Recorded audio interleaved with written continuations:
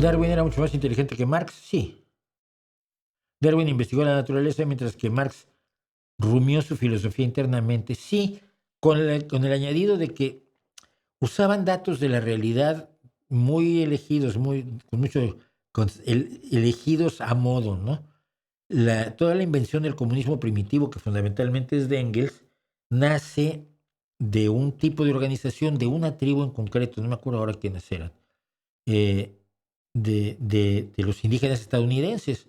Y como un antropólogo había estudiado esta forma de organización, que era una organización comunitaria, muy razonable en sociedades extremadamente primitivas, dicho sin ánimo de denigrar,